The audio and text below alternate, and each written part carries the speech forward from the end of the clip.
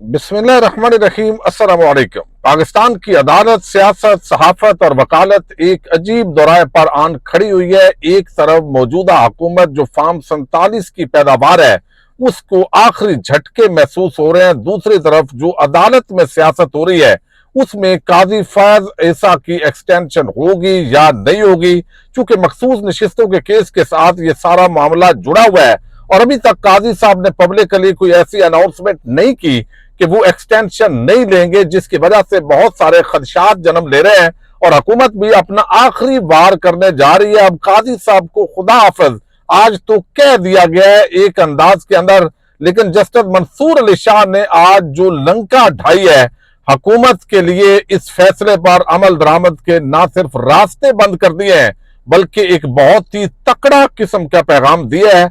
और ये जो पैगाम है, इसके बाद भी क्या हुकूमत और काजी साहब मिलकर कोई नया प्लान सामने ला सकते हैं, इस पर हम आज की वीडियो में बात करेंगे। और दूसरी तरफ हमने देखा कि पाकिस्तान की तारीख के अंदर जब भी इंतखाबात हुए हैं हमेशा इंतखाबात के अंदर धांधली होती है, लेकिन जो इस मर्तबा एक नंगी जारहियत हुई है, ये धांधली से ज्यादा पाकिस्तान की आवाम के साथ खुली एक बदमाशी इसको कहा जा सकता है। और फार्म 47 के तहत ये सारे बड़े अजीब तरीके से ये पकड़े गए हैं। और अब ये मैंने थोड़ा सा आपके सामने रखना है, जो पिछले दिनों नवाज शरीफ जिस अंदाज के अंदर धांधली के अंदर नंगा हुआ, अब आज ओन चौधरी भी नंगे हुए हैं। ये बड़ी आम एक खौफनाक किस्म की रिपोर्ट जारी हुई है और ये रिपोर्ट जो है इसका मौजूदा सूरत हाल से भी बड़ा ताल्लुक है। इस पर बात करते हैं।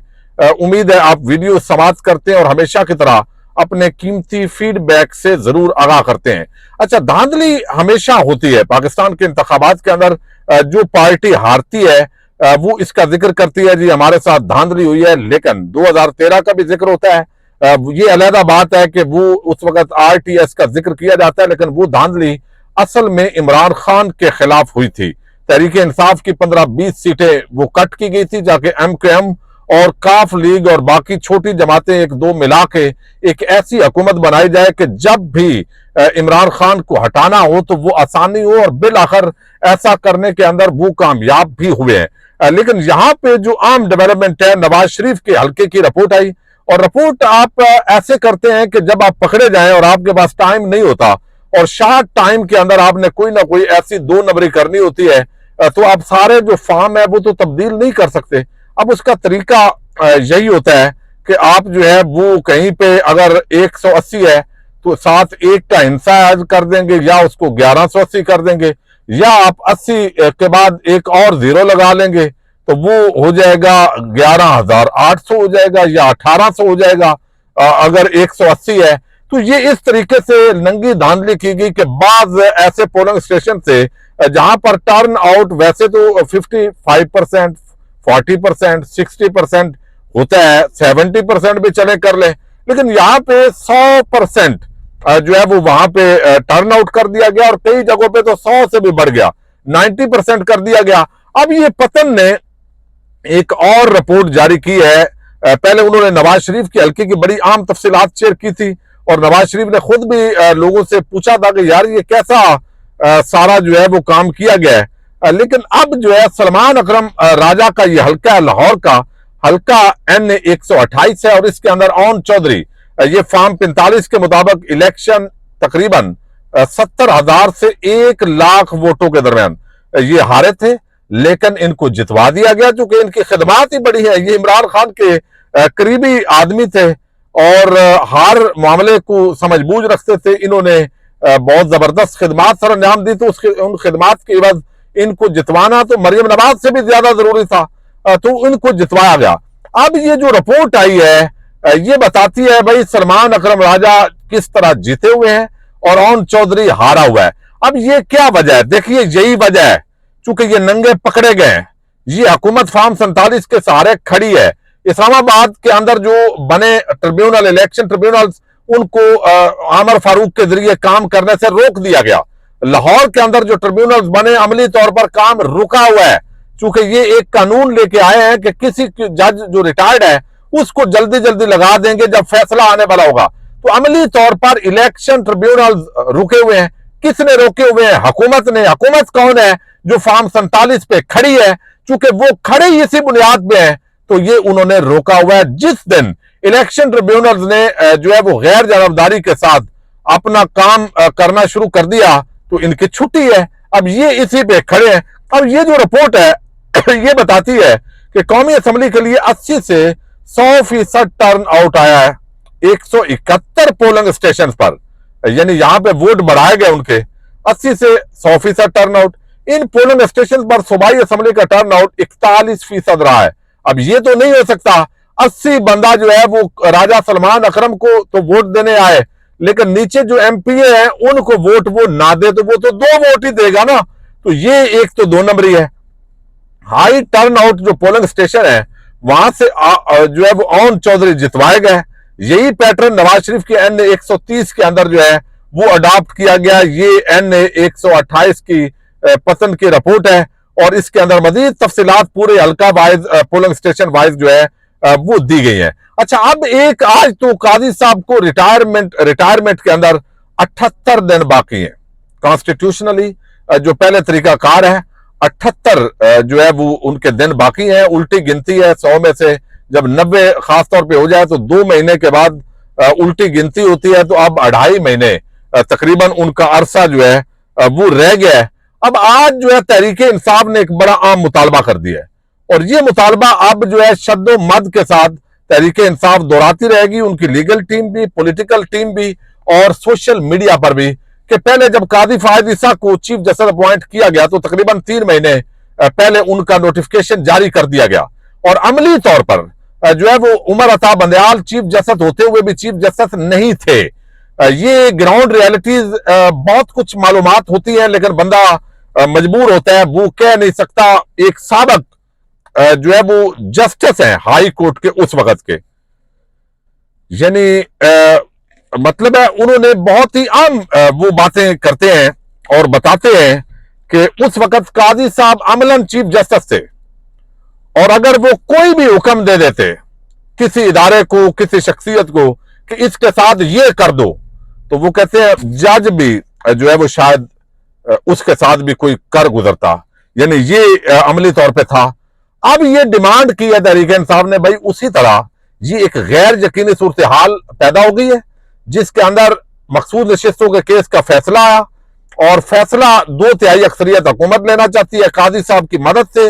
और काजी साहब चूंकि पूरा जो इस वक्त धांधली हुई है उसके बेनिफिशियरी के तौर पे चीफ जस्टिस की हैसियत से एक्सटेंशन लेना चाहते हैं।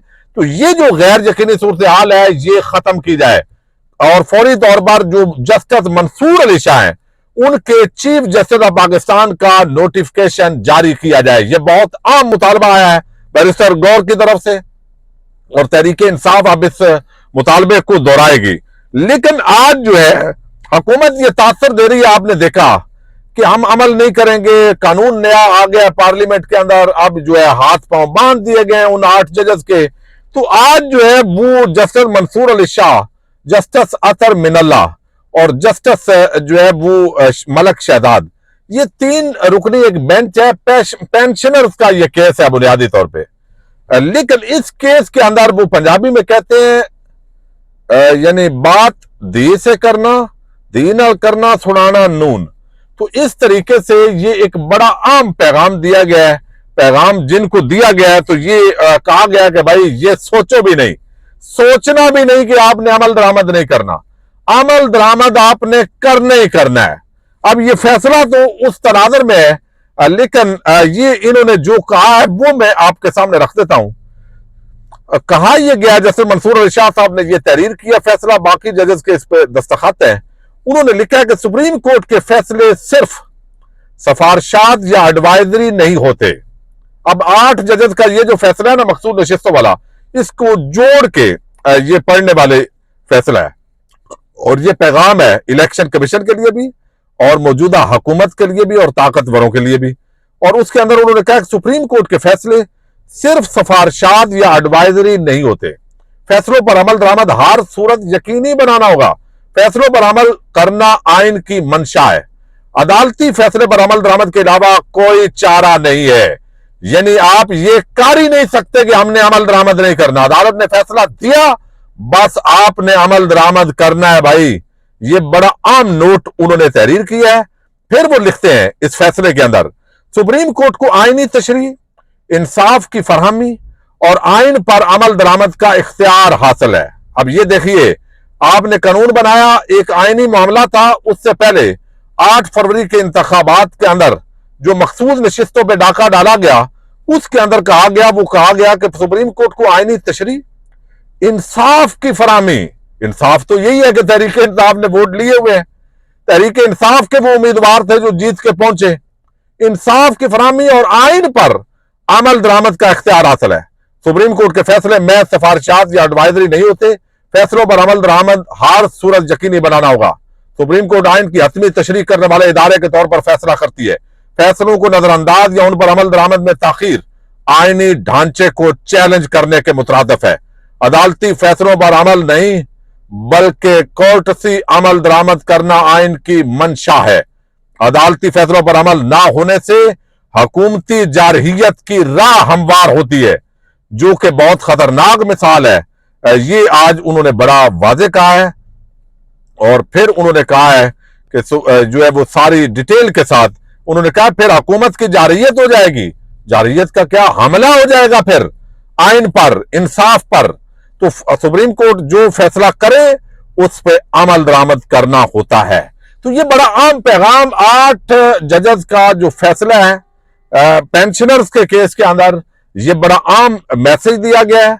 और इसी के तहत उन्होंने बताया है कि ये जो इधर उधर तबका मलामतिया जो साफियों का है या टाउट माफिया, उनके जरिए जो आप एक बयानिया बना रहे हैं या पार्लियामेंट में तकरीरें कर रहे हैं, इधर उधर उछल कूद कर रहे हैं, इसका फायदा नहीं होगा भाई। अमल दरामद करना होगा। इंसाफ की फराहमी ये अदालत का काम है, आइन पर अमल दरामद ये अदालत का काम है।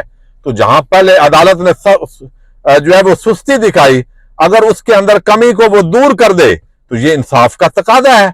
तो बहुत सारा इसके अंदर खुल के बता दिया है। अब काजी साहब से डिमांड आ गई है हुकूमत से कि भाई फौरी तौर पर जस्टिस मंसूर अली शाह को चीफ जस्टिस बनाए। अब देखना यह है कि काजी साहब खुद ही थोड़ी सी वो करके तो वो बताते हैं कि मैं भाई एक्सटेंशन नहीं ले रहा, पब्लिकली बताएं ताकि ये मामला खत्म हो, या फिर ये एक मजीद जो जंग है उसमें इजाफा होता है। पाकिस्तान जिंदाबाद, पाक फौज पाइंदाबाद।